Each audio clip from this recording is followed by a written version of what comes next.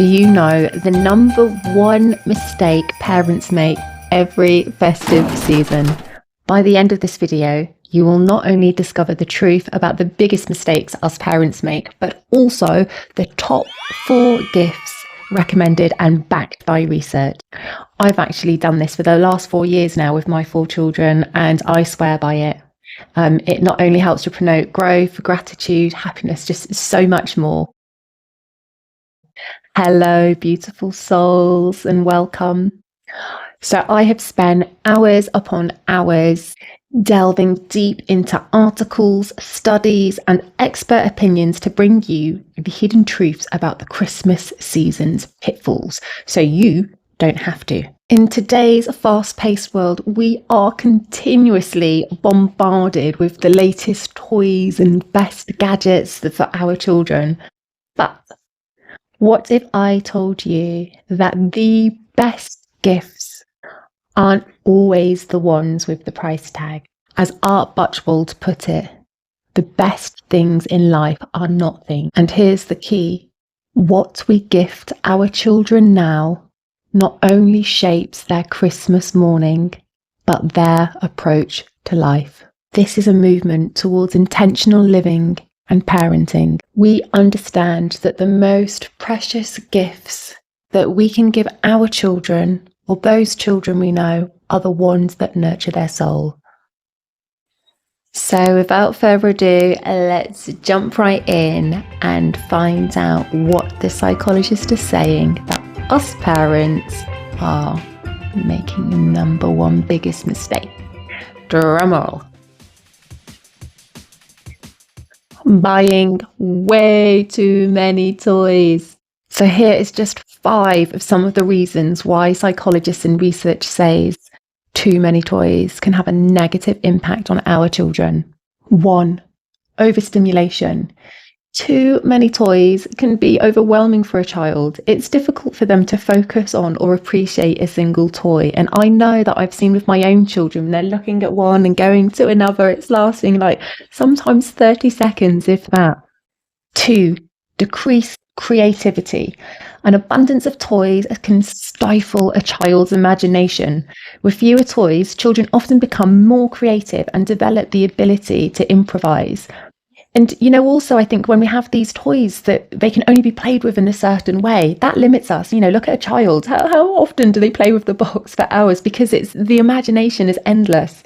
3, diminished value appreciation. When children have too many toys, they might not learn to value and take care of them, leading to disposable mentality. And this is not good because we live in a throwaway society, and when we allow our children to have so many, it just kind of feeds into that for them. So less is more. Reduced play depth. A plethora of toys can lead to shallow play. Instead of deeply engaging with a few toys and exploring all their possibilities, children might jump from one toy to another without fully exploring any. 5, entitlement attitude.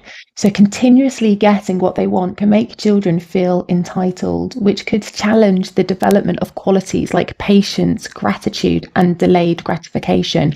And we know that those qualities can actually get people far in life. Now, these ones are just for, those that are a bit more conscious out there. And it's just the impact that it actually has on our environment, that we might be here now, but one day we're going to be ancestors. So it's like our children's children and the impact that that's going to have on them as well. So waste production. Many toys, especially the cheap, trendy ones, quickly end up in the trash, contributing to the ever-growing waste problem that we have. Non-biodegradable materials. So a significant number of toys are made of plastics and other non-biodegradable materials which persist in the environment for centuries. So that's not even decades, that's centuries, like way after we're gone. Carbon footprint. The production, packaging, and the transportation of toys contribute to carbon emissions, which exacerbate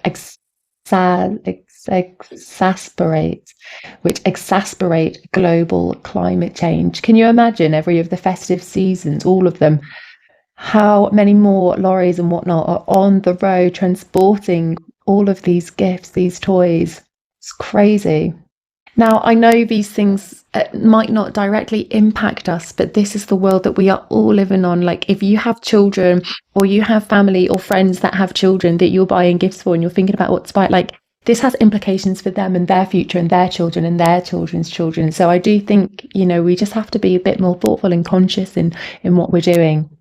So in my own home, my children just would have so many toys. It was just piled up by the Christmas tree. And I got to the point, I just got so fed up. It was way too many. And they didn't even open all of them. That's what's crazy. And it wasn't because I was buying them lots. It's because they have family members. So everybody else was buying them lots of stuff, and just combined, it was, way too much stuff. So yeah, about 4 years ago, for me, it was like, enough's enough. That, like, we can't keep going like this. This isn't good for them. This isn't good for the house. This isn't good for the environment. So that's when I personally started changing my approach to gift buying. The more I have grown on my journey, the more love it even just gives me, like, just gifting with more intention and just, seeing all the love that comes out of that. So without further ado, here are the 4 different types of research-backed gifts that you can give your children. And actually, it's not even just your children, it can be friends and partners and family members as well. So keep that in mind. So number 1, which I'm sure many have heard of already, is the gift of giving. And so for those that don't know what that is when you give something to somebody else that they can give on to another. Some of the gifts of giving that I have given my children was got some clothes, winter clothes, to give them, which they then passed on to people that were homeless. So obviously it's a really cold time of year. So I was just trying to be a bit thoughtful with that. They have been given like blankets and toys that they could pass on to the cats and dogs home for animals in shelter. And I think last year it might have been money I gave them, and then they could either buy something to pass on to somebody else, or they could give the money for somebody who was homeless. And I think actually what they did was somebody gave the money, somebody bought some food and drinks for somebody that was homeless. I can't remember the others. Anyway, so what the research says about the gift of giving and actually what that does to a recipient and a child is it creates higher levels of pleasure and happiness. It activates pathways in the brain that releases oxytocin, which is also known as the love hormone. So this actually helps us to feel connected. The oxytocin reward feelings that this releases actually stays in our system for a longer period. It actually helps, surprisingly, to build confidence, evokes gratitude, even though, the child is the one that's giving. It creates stronger connections between people, which I said.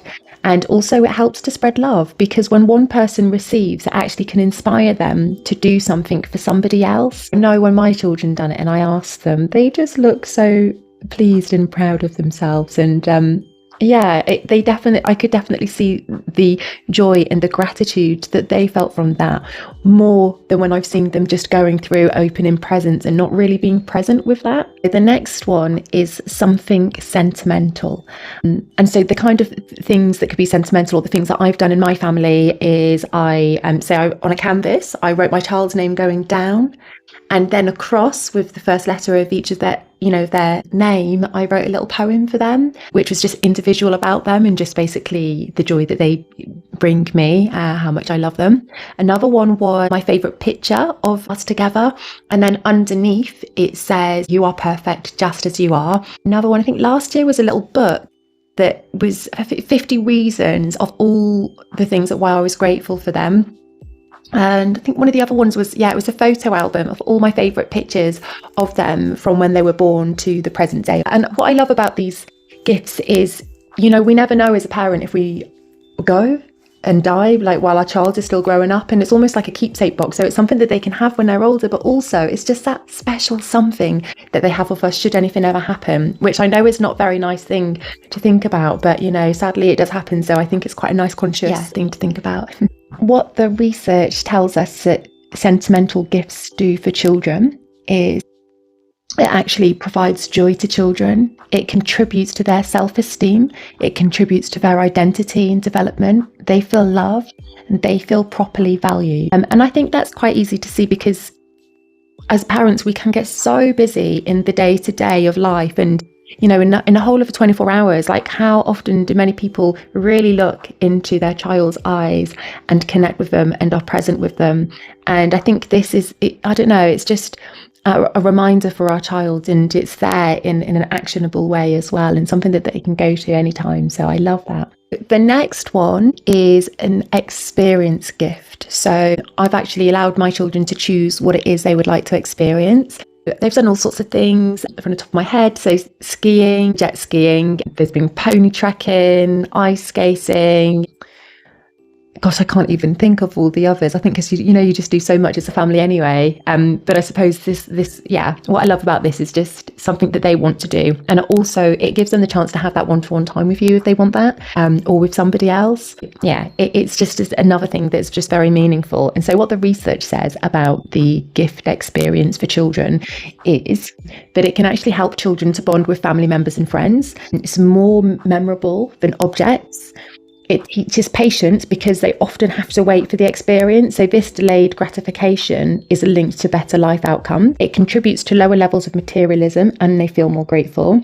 It can actually help a child to discover a new interest or passion, fosters emotional growth, enhancing adaptability and emotional resilience, which is great, increased well-being, and actually promotes presence and mindfulness. And I think that's because if you think about when you've got a gift, especially if you've got loads of gifts and their attention's flipping from one to the other, but when you having an experience, you're usually not on your device, and children just a lot more present with what's then happening in front of them. So I think that's great. And the only thing I will say about this, what the research did also say, is that children that are 6 and under actually may be better off with a gift over an experience, but purely because by the time they're older, and because their memory bank isn't actually fully developed, that they might not remember it.